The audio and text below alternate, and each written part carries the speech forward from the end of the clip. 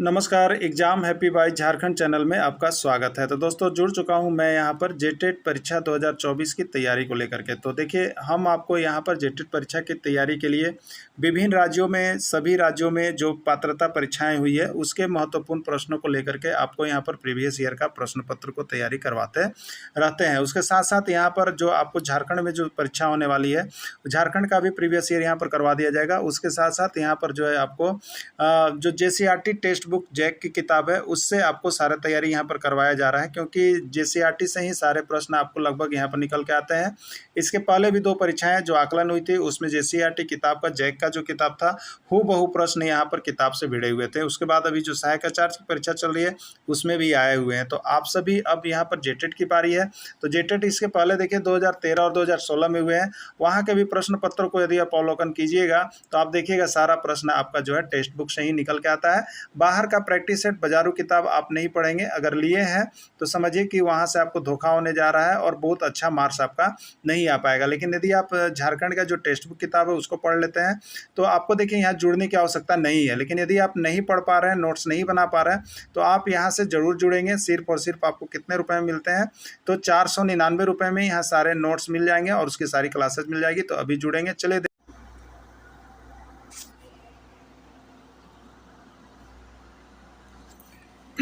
आज हम यहाँ पर देखिए हिंदी में वर्णमाला से संबंधित महत्वपूर्ण प्रश्नों को कवर अप करने वाले हैं, जो कि वर्णमाला से देखिए आपके एग्जाम में यहाँ से एक प्रश्न तो हमेशा पक्का आपके एग्जाम में छपता ही छपता है। ठीक है, तो यदि आप इस वर्णमाला से संबंधित जो महत्वपूर्ण प्रश्नों है जो विभिन्न राज्यों के शिक्षक पात्रता में पूछे गए हैं, यदि आप उसको पूरे अंतिम तक देख लेते हैं तो यहाँ से आप जो शिक्षक पात्रता परीक्षा देंगे 1 नंबर इसमें से पूरे पक्के आने वाला है, यानी एक प्रश्न पूरा छपने वाला है। ठीक है, और बाकी कोई आपको डाउट भी नहीं रहेगा। अगर इस तरह के प्रश्न आएंगे तो आपको यहीं से आएंगे। ठीक है, तो आप चलिए देखिएगा वर्णमाला से संबंधित महत्वपूर्ण प्रश्न। ठीक है, भाषा संस्कृत के किस शब्द से बना है? भाषा जो है संस्कृत के किस शब्द से बना है आपको बताना है।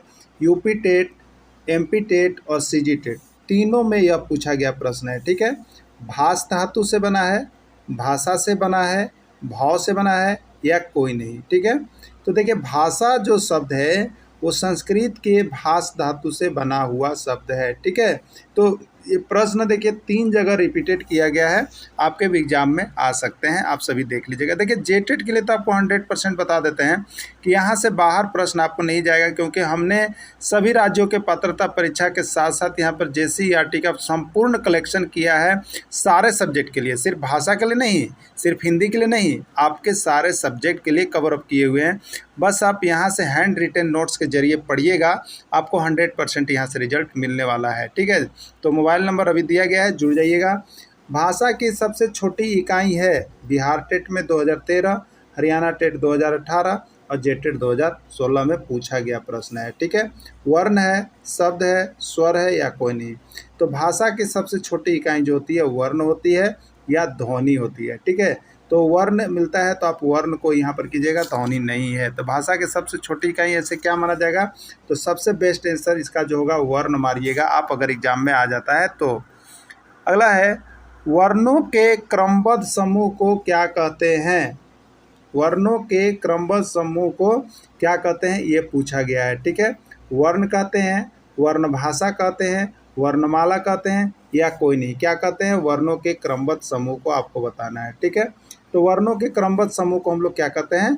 वर्णमाला कहते हैं। ठीक है, जैसे वर्णों का क्रम एक क्रम से लिखना, जैसे क ख ग, ये एक क्रम से चल रहा है, तो क्रम से जो लिखाएगा ना तो ये वर्णमाला होगा। ठीक है, वर्णमाला होगा। इनकी संख्या कितनी होती है?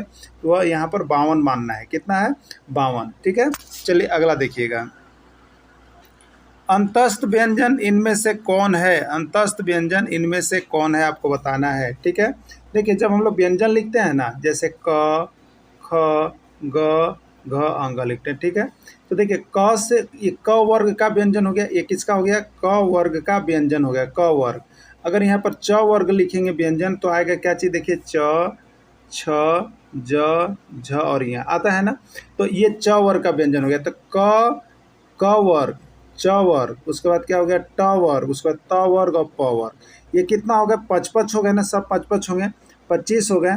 तो देखिए इसको हम लोग कहते हैं अस्पर्श व्यंजन। इसको क्या कहते हैं? अस्पर्श व्यंजन। ठीक है, इसको हम लोग कहते हैं अस्पर्श व्यंजन के नाम से जानते हैं। ठीक है, उसी तरह से अंतस्थ व्यंजन जब आता है, अंतस्थ व्यंजन, तो देखिए य, र, ल और व, ये सभी अंतस्थ व्यंजन में आते हैं। ठीक है, य, र, ल, व किस में आते हैं? अंतस्थ व्यंजन में। और उसके बाद हो गया तालव स, मूर्धन स, दंत स और ह, ये आते हैं ऊष्म व्यंजन में। किस में आते हैं? ऊष्म व्यंजन में।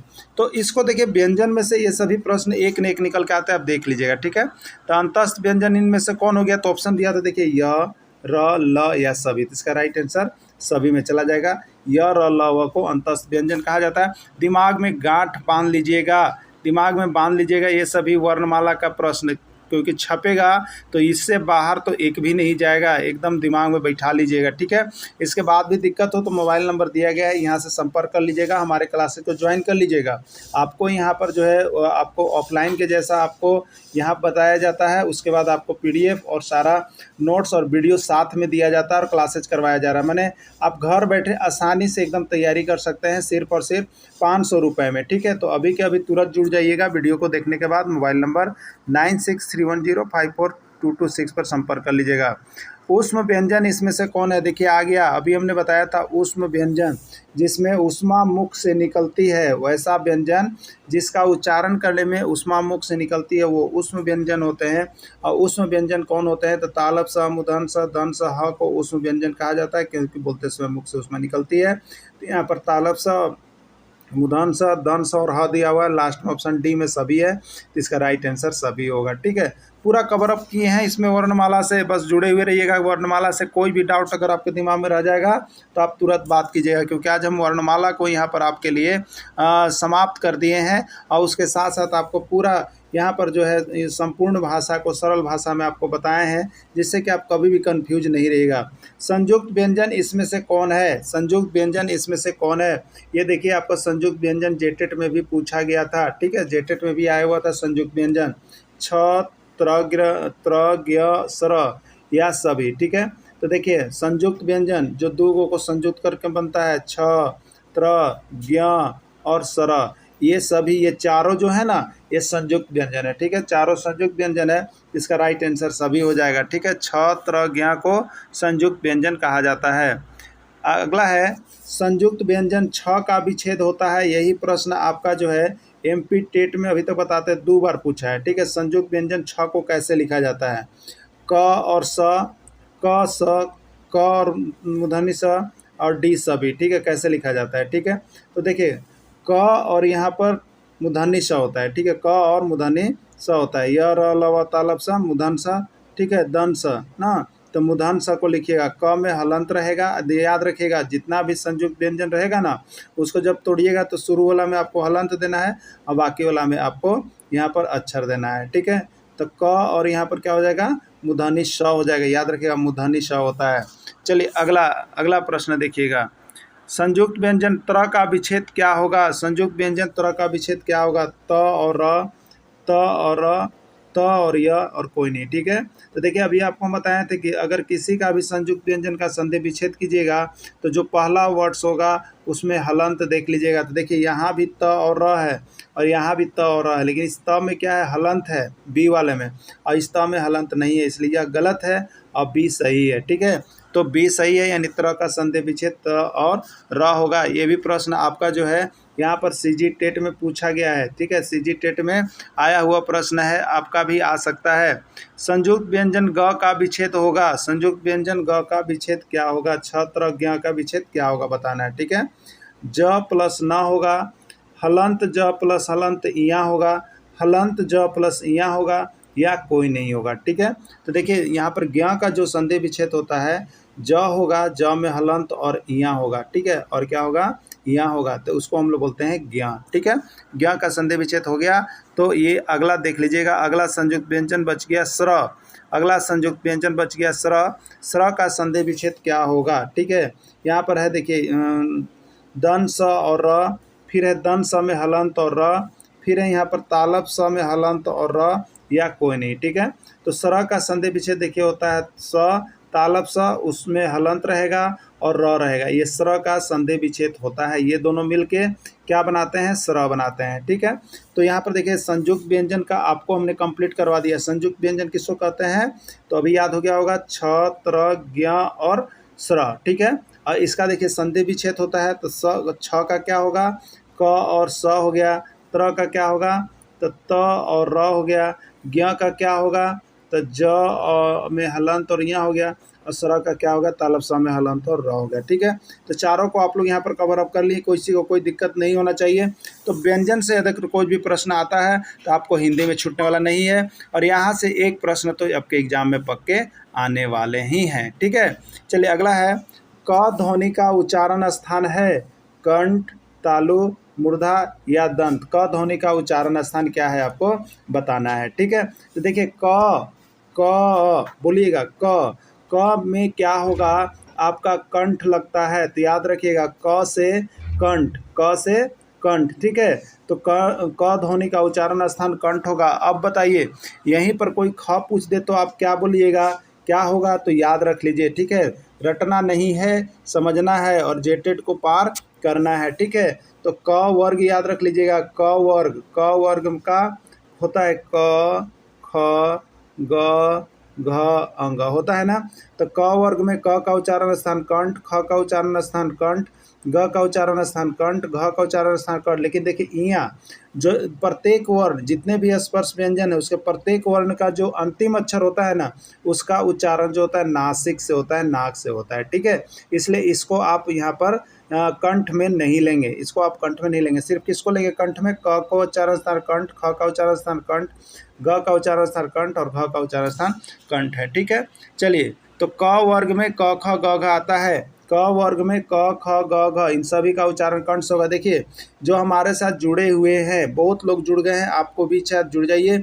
जो जुड़े हुए हैं उनके लिए देखिए इस तरह का हमने यहाँ पर नोट्स बना दिया है, जो कि आपको समझने में किसी प्रकार का परेशानी नहीं हो। बस विज्ञापन आने के बाद देखिए सबसे पहले आपको सारी क्लासेज को मैं करवा दे रहा हूँ, उसके बाद सीधे प्रैक्टिस के सेट की और मूव करेंगे, जहाँ पर डेली हम लोग इंपॉर्टेंट प्रश्नों को यहाँ पर टेकअप करते चलेंगे। ठीक है, और आप सभी भी करते चलिएगा और देखिएगा कितना तैयारी होता है। यहाँ पर स्कोर 130 प्लस करने का गारंटी आपको रखना है। ठीक है, चलिए अगला देखिएगा, च वर्ग का उच्चारण स्थान बताएं, च। ठीक है, च देखिएगा, च बोलिएगा, तो च से होता है तालु। ठीक है, क्या होता है, तालु। तो च वर्ग में क्या हो गया, च वर्ग में यानी च का भी उच्चारण स्थान तालु, छ का भी उच्चारण स्थान तालु, ज का भी उच्चारण स्थान तालु, झ का भी उच्चारण स्थान तालु, यानी च वर्ग मतलब इन चारों का। अगर कभी छ का भी पूछ दे, ज का भी पूछ दे, झ का भी पूछ दे, तो आपको तालु ही याद रखना है। ठीक है, तो च वर्ग में चलिएगा तो 4 गो अक्षर जो है आपको तालु उनका उच्चारण होगा। ठीक है, तो याद रखिएगा कंठे तालु। ठीक है, कंठ के बाद तालु होता है, कंठ के बाद तालु, कंठे तालु, मूर्धा दंत ना, उसके बाद मूर्धा होता है, उसके बाद दंत होता है, लगे ओष्ठ, लास्ट में ओठ होता है। ठीक है, सबसे पहले जब हम उच्चारण करना चलते हैं तो कंठ से होता है, कंठ के बाद तालु में जाते हैं, तालु के बाद मूर्धा में जाते हैं, मूर्धा के बाद दंत में जाते हैं और दंत के बाद सबसे लास्ट ओष्ठ में होता है। ठीक है, तो ये पांचों को याद रखिएगा। तो क वर्ग का उच्चारण स्थान कंठ, कंठ के बाद तालु होता है, याद रखिए। तो क के बाद कौन सा वर्ण आता है, च वर्ग आता है, तो च का तालु हो गया। ठीक है, अगला देखिए, च वर्ग हो गया। उसके बाद देखिएगा ट का उच्चारण स्थान बताएं, ट, कंठ, तालु, मूर्धा या दंत, ट का उच्चारण स्थान क्या होगा। ठीक है, तो देखिए कंठ के बाद तालु, तालु के बाद मूर्धा, तो यहाँ पर याद रखिएगा कंठ, ट का उच्चारण स्थान किससे होगा, मूर्धा से होगा।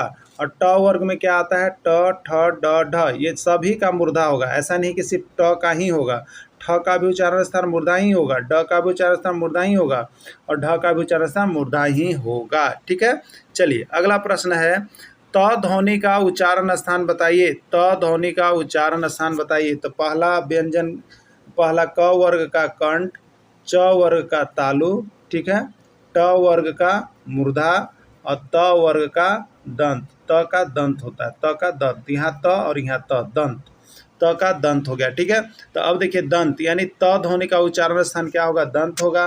दंत आपका किस में आया है, डी में आया है, किस में आया है, डी में आया है, तो डी ही इसका राइट आंसर हो जाएगा। त ध्वनि का उच्चारण स्थान दंत है। क्लियर, चलिए अब त वर्ग में यहाँ पर सिर्फ त ही नहीं आएगा, त का भी उच्चारण स्थान दंत है, थ का भी उच्चारण स्थान दंत है, द का भी उच्चारण स्थान दंत है, ध का भी उच्चारण स्थान दंत है, यानी सभी का उच्चारण स्थान क्या होता है? दंत होता है। ठीक है, चलिए अगला, प ध्वनि का उच्चारण स्थान बताइए। प ध्वनि का उच्चारण स्थान क्या होगा? कंठ, तालु, मूर्धा या ओष्ठ, क्या होगा प ध्वनि का उच्चारण स्थान? ठीक है, तो देखिए प वर्ग में आता है, देखिए प फ ब भ, प फ ब भ, यानी प का उच्चारण स्थान भी कंठ होता है, प का उच्चारण स्थान भी यहाँ पर क्या होता है? ओष्ठ होता है। ठीक है, फ का भी उच्चारण स्थान ओठ होता है, ब का भी उच्चारण स्थान ओठ और भ का भी उच्चारण स्थान ओठ होता है। ठीक है, तो यहाँ पर प ध्वनि का उच्चारण स्थान क्या हो जाएगा? राइट आंसर इसका डी, ओठ हो जाएगा। बस याद रख लीजिए, क ध्वनि यानी क वर्ग का उच्चारण स्थान कंठ होगा। उसके बाद क वर्ग में देखिए कौन कौन आ गया? क ख ग घ ng, सब ठीक, इस उच्चारण स्थान कंठ हो गया। फिर यहाँ पर देखिएगा क वर्ग के बाद आता है च वर्ग, च में आ गया आपका च, छ, ज, झ। इया को नहीं रखिएगा, लास्ट वाला नासिक होता है, याद रखिएगा, इसलिए 4 को ही लेंगे हम लोग ना। तो च, छ, ज, झ, इसका भी उच्चारण स्थान क्या हो गया? तालु, कंठ के बाद तालु हो गया। ठीक है, फिर आता है ट वर्ग, ट वर्ग में ट, ठ, ड और ढ, इनका भी उच्चारण स्थान क्या हो गया? तो कंठ, तालु, मूर्धा, इसका उच्चारण मूर्धा हो जाएगा। फिर आता है देखिए त वर्ग, त में त, थ, द, ध, ये हो गया कंठ, त का दंत होता है, त का क्या होता है? दंत होता है। दूगो देखिए, क का कंठ और त का दंत, क्योंकि लास्ट में त लगता है। ठीक है, और च का तालु और ये मूर्धा हो गया। अगला यहाँ पर बचता है प वर्ग, क्या बचता है? प वर्ग ना, प वर्ग, तो प में प, फ, ब, भ, क्या होता है? ओष्ठ होता है। क्या होता है? ओष्ठ होता है। प वर्ग का उच्चारण स्थान ओष्ठ से होता है। क्लियर? तो इस तरह से देखिए यहाँ पर ध्वनि का उच्चारण स्थान आपको हम क्लियर कर दिए हैं। और आपको बता देते हैं, अगर आप जेटेट निकालना चाह रहे हैं तो उच्चारण स्थान से एक प्रश्न आएगा, और आपको सारा देखिए इसी तरह का हैंड रिटेन नोट्स यहाँ पर बना हुआ है। चाहे आप CTP पढ़ना चाहें, चाहे आप अंग्रेजी पढ़ना चाहें, चाहे आप हिंदी पढ़ना चाहें, या अगर आप भाषा शिक्षक है तो भाषा, या सामाजिक विज्ञान, या 1 to 5, सब कुछ आपको बहुत ही कम प्रश्न में बहुत ही अच्छे वीडियो के साथ आपको हम यहाँ पर रिवाइज करवा देंगे, जिसका आपको PDF और वीडियो दोनों मिल जाएगा।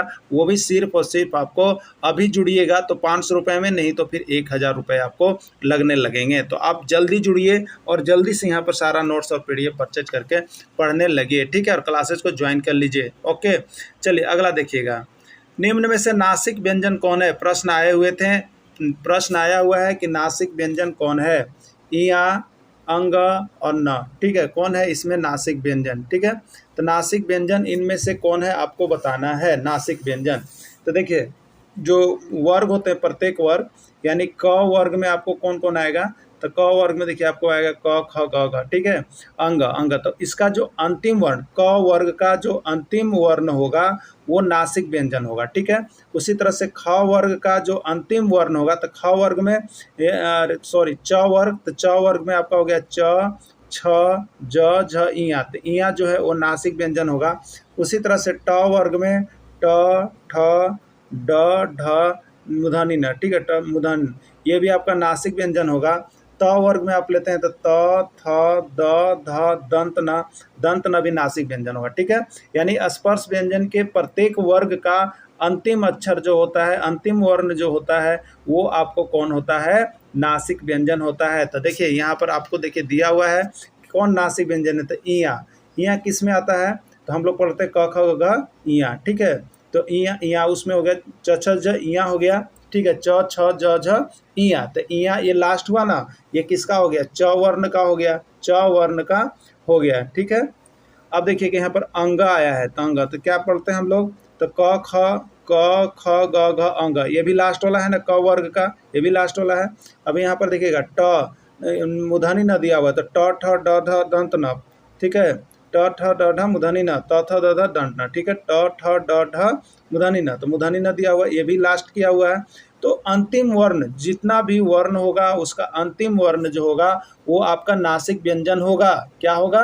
नासिक व्यंजन होगा, उसका उच्चारण नाक से होता है। क्लियर हो गए होंगे? तो क वर्ग का अंतिम यहाँ पर होता है क, ख, ग, घ, अंग, तो अंग जो है आपका क्या होगा? नासिक व्यंजन होगा। ट वर्ग का क्या होता है? ट ठ ड ढ मूर्धनी न, न मूर्धनी न, ये नासिक व्यंजन होगा। च वर्ग का च छ ज झ इया, इया लास्ट हो गया, वो नासिक व्यंजन होगा। बस इसी तरह से पकड़ लीजिएगा कि नासिक व्यंजन में कौन आता है, तो इसका राइट आंसर डी हो जाएगा। ठीक है, देखिए यहाँ पर जो हमारे साथ जुड़े हैं उनके लिए नोट्स बना हुआ है। क वर्ग का अंतिम अक्षर अंग है, च वर्ग का अंतिम अक्षर इया है, त वर्ग का अंतिम अक्षर मूर्धनी न है, त वर्ग का अंतिम अक्षर दंत न है, और प वर्ग का अंतिम अक्षर म है, और इन सभी का उच्चारण स्थान नासिक से होता है। क्लियर हो गए होंगे आप लोग? ठीक है, देखिए इसमें अल्प प्राण व्यंजन कौन है, ये प्रश्न देखिए आपको बहुत इंपॉर्टेंट है। दो गो, अल्प प्राण और महाप्राण, इसको आप लोग क्लियर कर लीजिएगा। ठीक है, कि अल्प प्राण कौन होगा और महाप्राण कौन होगा। समझने में बहुत ही आसान है, लेकिन आप नहीं समझते तो आपको लगता है बहुत ही भारी है। यहाँ से एक प्रश्न आ जाता है। ठीक है, तो इसमें अल्प प्राण व्यंजन कौन है? अंग है, क है, च है, या सभी है? कैसे होगा पहले क्लियर करते हैं। ठीक है, देखिए आप जो है ना यहाँ पर व्यंजन का क वर्ग को लिखेंगे। क वर्ग, मान लीजिए क वर्ग, तो क वर्ग में कौन कौन आ गया? देखिए क, ख, ग, घ और अंग, इतना ही है ना। तो प्रत्येक वर्ण का पहला, तीसरा और पांचवा अल्टरनेट चलिएगा। ठीक है, अल्टरनेट चलिएगा। पहला, तीसरा और पांचवा अल्प प्राण, ये क्या होगा? अल्प प्राण होगा। अल्प मने आगे, तो सबसे पहले आगे वाला, फिर एक छोड़िए, फिर उसके बाद वाला, फिर एक छोड़िए, फिर एक पकड़िए, ये अल्प। अल्प मने आगे वाला से शुरू करना है आपको। ठीक है, अब बच गया ख और घ, बचा ना। तो ये जो ख और घ यानी ये दूसरा और चौथा, ये हो जाएगा महाप्राण, ये हो जाएगा महाप्राण। बस छांट लेना है। देखिए अगर च वर्ग की हम बात करें तो यहाँ पर आएगा च वर्ग में च, छ, ज, झ और इया। ठीक है, तो अल्प प्राण मैंने आगे से, तो ये लीजिएगा पहला, फिर एक छोड़ना है, फिर तीसरा, फिर एक छोड़ना है, फिर एक छोड़ना है। यानी च क्या चीज़ है? अल्प प्राण है। ज क्या चीज़ है? अल्प प्राण है। इया क्या चीज़ है? अल्प प्राण है। यानी छ क्या चीज़ है? महाप्राण है। झ क्या चीज़ है? महाप्राण है। बस इसी तरह से प्रत्येक वर्ग का आपको चुन लेना है ना। तो प्रत्येक वर्ग का पहला, तीसरा और पांचवा ये क्या कहलाता है? अल्प प्राण कहलाता है। और दूसरा और चौथा ये क्या कहलाता है? महाप्राण कहलाता है। क्या कहलाता है? महाप्राण कहलाता है। ठीक है, जैसे देखिएगा यहाँ पर आपको नोट्स जो हमसे परचेज करते हैं, पीडीएफ लेकर के पढ़ते हैं, उनके लिए नोट्स जो पढ़ते हैं साथ में क्लासेस ज्वाइन करते हैं, उनके लिए यहाँ पर सारी सुविधाएं इस तरीके की है। क वर्ग में देखिए क, ख, ग, घ, अंग। क पहला है, ग तीसरा है, अंग पांचवा है। ठीक है, ये किस में जाएगा? अल्पप्राण में जाएगा। पहला, तीसरा, पांचवा अल्पप्राण में चला जाएगा। ठीक है, इसमें महाप्राण व्यंजन कौन सा है? महाप्राण व्यंजन कौन सा है? ठीक है, ख, घ, भ या थी। ठीक है, तो देखिएगा यहाँ पर ख किसका आया? तो क वर्ग आप लिखते हैं तो क, ख, ग, घ, अंग। ठीक है, पहला, तीसरा और पांचवा ये किस में चला गया? अल्पप्राण में। तो ख महाप्राण है, यानी ख भी महाप्राण है। अब छ ये किस में आता है? च में आता है। तो लिख लीजिएगा च, छ, ज, झ, ये छ दूसरा स्थान पर। तो दूसरा और चौथा किस में आता है? महाप्राण में आता है, तो ये भी महाप्राण है। अब देखिएगा यहाँ पर भ एक आ रहा है, वो कैसे है? तो प, फ, ब, भ, म। ठीक है, तो यहाँ पर देखिएगा प है पहला, ब है तीसरा और म है यहाँ पर प, फ, ब, भ, म। म है पांचवा। तो बचा क्या चीज़ यहाँ पर? भ। तो भ है चौथा। भ क्या है? चौथा और दूसरा।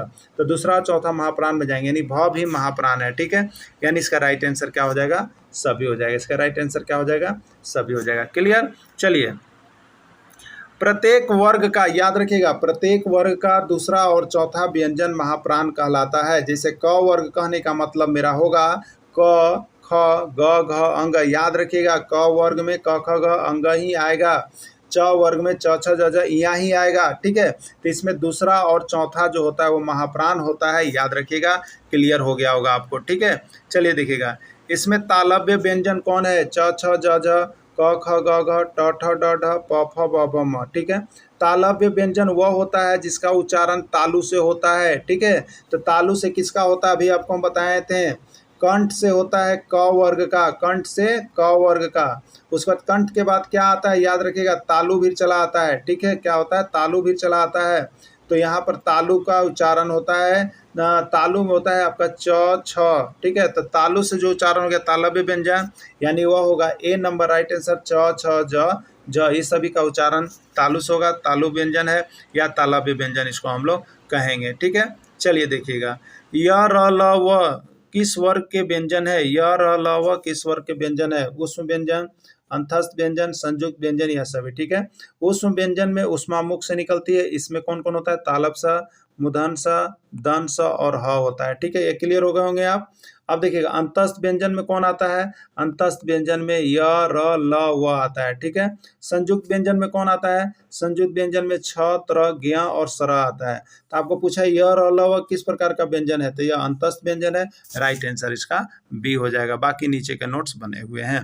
तो आपको इसी तरह से अगर जेटेट झारखंड शिक्षक पात्रता परीक्षा 2024 में परचम लहराना है पीटी में, तो आपको बताते हैं, आपको यहाँ पर सारे सब्जेक्ट का इसी तरह से हैंड रिटेन नोट्स बना हुआ है।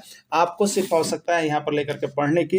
आप चाहते हैं तो आपके पास देखिए 5 दिन भी समय, 2 दिन भी बचा हुआ है, तो बहुत कम प्रश्न है और बहुत अच्छा तरह से आपको इसमें नोट्स में बता दिया गया है। तो आप यहाँ से नोट्स लेकर के जरूर पढ़ लीजिएगा। बाजारू किताब से तो बहुत ज़्यादा इसमें भिड़ेगा। ठीक है, क्योंकि जेसीईआरटी पर ये नोट्स कंप्लीट किया गया है, जो कि जेसीईआरटी में 6 to 10 में जितना पढ़ना है उसी को हमने यहाँ पर लेकर के प्रश्न को आया हुआ है। तो आप सभी अभी के अभी वीडियो देखने के बाद अवश्य जुड़ जाइएगा। 499 रुपये में सारे नोट्स और पीडीएफ यहाँ पर जरूर परचेज कर लीजिएगा, नहीं तो बाकी क्लासेस को आप ज्वाइन कर लीजिएगा।